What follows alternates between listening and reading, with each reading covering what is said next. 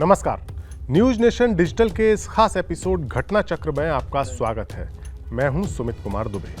साल 1999 में भारत और पाकिस्तान के बीच हुए कारगिल युद्ध को 24 साल होने जा रहे हैं। इस जंग में भारतीय फौजों ने बेहद असाधारण वीरता दिखाते हुए पाकिस्तान आर्मी के एक बहुत बड़े ऑपरेशन को नाकाम कर दिया था। कारगिल की जंग इतिहास के पन्नों में हारी बाजी को जीतने की एक नजीर के तौर पर तो दर्ज है ही, लेकिन इसे एक बड़ा इंटेलिजेंस फेलियर भी माना जाता है। इस वीडियो में हम बात करेंगे उस घटना चक्र की जब भारत को कारगिल में पाकिस्तान की एक बहुत बड़ी घुसपैठ के बारे में पता चला था और फिर उन घुसपैठियों को बाहर खदेड़ने के लिए ऑपरेशन विजय चलाया गया। कारगिल की जंग से साल भर पहले ही यानी 1998 में भारत और पाकिस्तान दोनों ने परमाणु परीक्षण कर लिए थे। माना जा रहा था कि परमाणु हथियारों का खौफ अब दोनों देशों के बीच कोई जंग नहीं होने देगा। फरवरी 1999 में ही भारत के तब के पीएम अटल बिहारी वाजपेयी बस लेकर लाहौर गए थे। वाजपेयी की इस लाहौर यात्रा को दोनों देशों के बीच शांति की एक नई शुरुआत माना गया था। तो एक ऐसे वक्त में जब पाकिस्तान और भारत के पीएम शांति की कोशिशों में जुटे थे, तब पाकिस्तान आर्मी के chief general Pervez Musharraf operation Kohe Paima को अमली जामा पहना रहे थे। कोहे पायमा का मतलब होता है पर्वतारोहण। इस ऑपरेशन का मकसद एलओसी क्रॉस करके भारत की सीमा में 8-9 किलोमीटर भीतर कारगिल की पहाड़ियों पर बने इंडियन आर्मी के ऊंचाई वाले उन बंकरों पर कब्जा करना था। वो बंकर जिन्हें भारतीय फौज सर्दियों में खाली कर देती थी। पाकिस्तानी फौज के इस ऑपरेशन का पहला हिस्सा पूरी तरह से कामयाब रहा और भारत की सुरक्षा एजेंसियों को इसकी हवा तक नहीं लग सकी।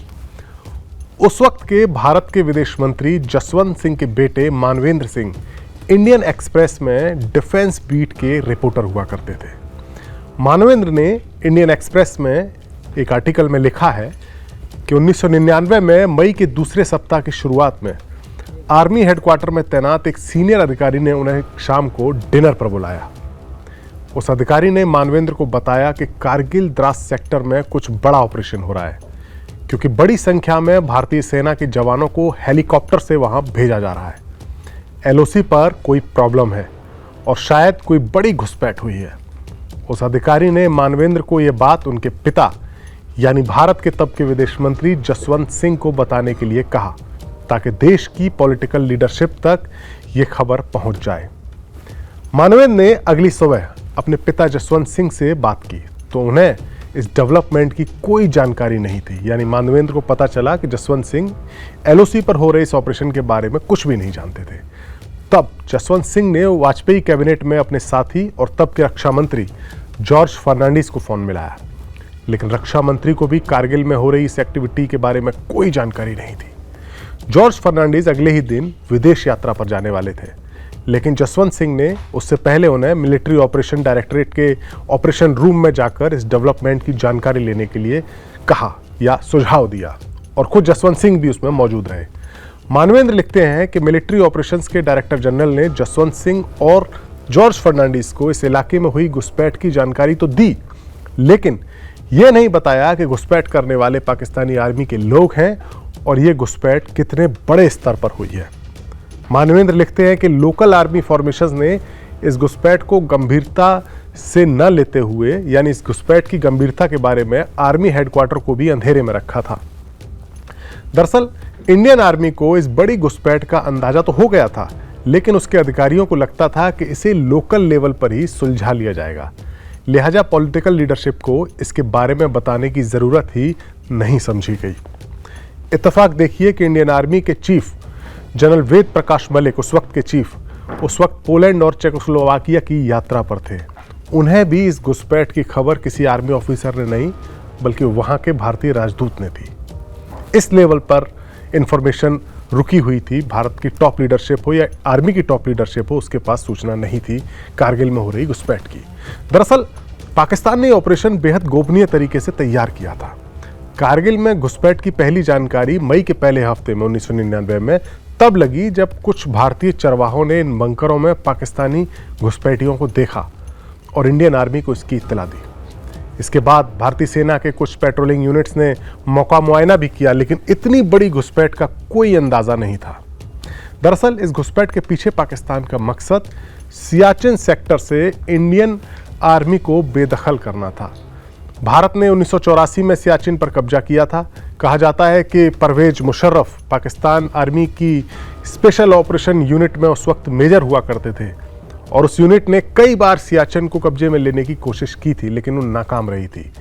और जब मुशर्रफ पाकिस्तान आर्मी के चीफ बने तो उन्होंने अपना अधूरा ख्वाब पूरा करने का एक ऐसा प्लान बनाया जिसने भारत और पाकिस्तान को परमाणु युद्ध के मुहाने पर लाकर खड़ा कर दिया।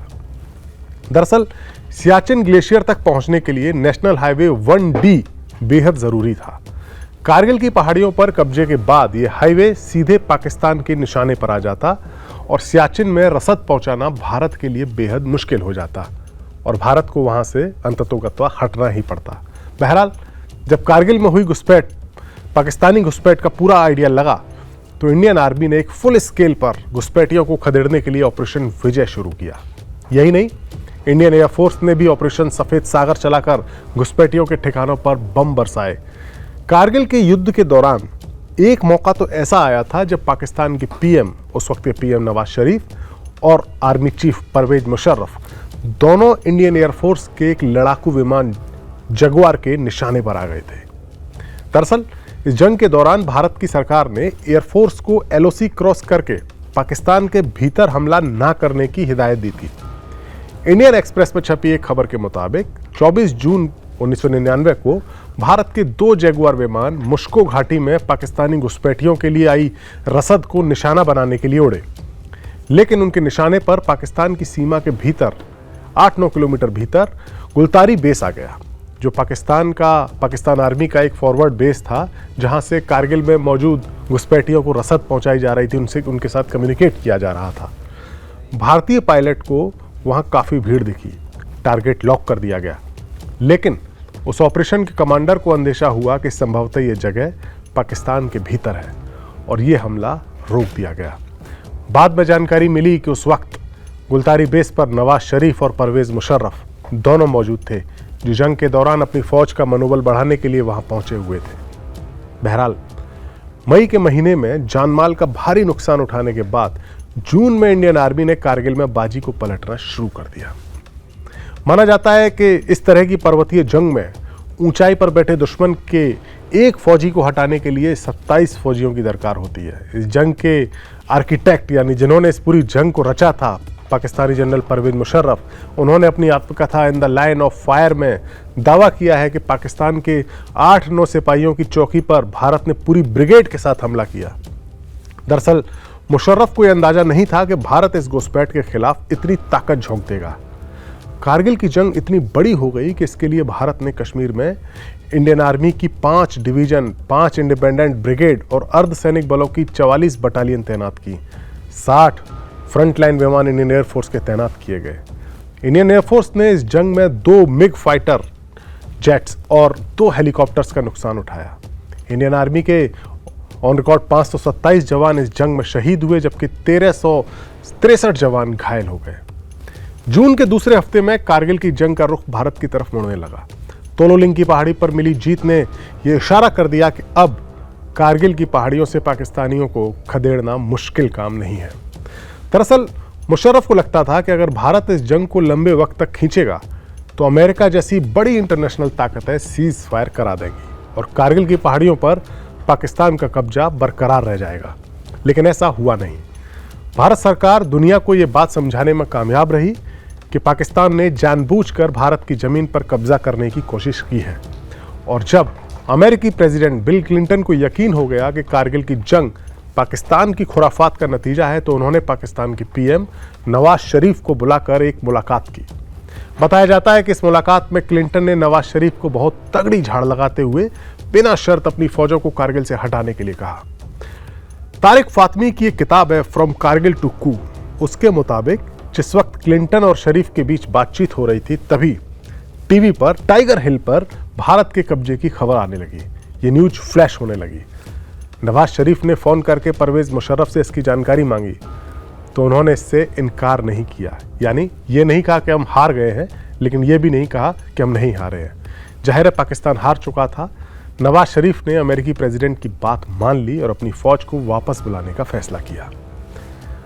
मानवेंद्र सिंह के मुताबिक, जिन्होंने जसवंत सिंह यानी अपने पिता को एक खबर दी थी कि कारगिल पर घुसपैठिए घुस गए हैं, उनके मुताबिक इस जंग के शुरू होने के बाद भारत के डीजीएमओ की ओर से 18 मई को पीएम वाजपेयी को जो पहली ब्रीफिंग दी गई थी, उसमें यह कहा गया था कि यह ऑपरेशन यानी घुसपैठियों को हटाने का ऑपरेशन 2-3 हफ्ते में ही खत्म हो जाएगा। लेकिन यह लड़ाई कई हफ्तों तक चली और 26 जुलाई को यह ऑपरेशन विजय पूरा हुआ। इस दिन को कारगिल विजय दिवस के तौर पर भी मनाया जाता है। तो ये था हमारा इस सप्ताह का घटना चक्र। अगले हफ्ते आपसे फिर मुलाकात होगी। नमस्कार।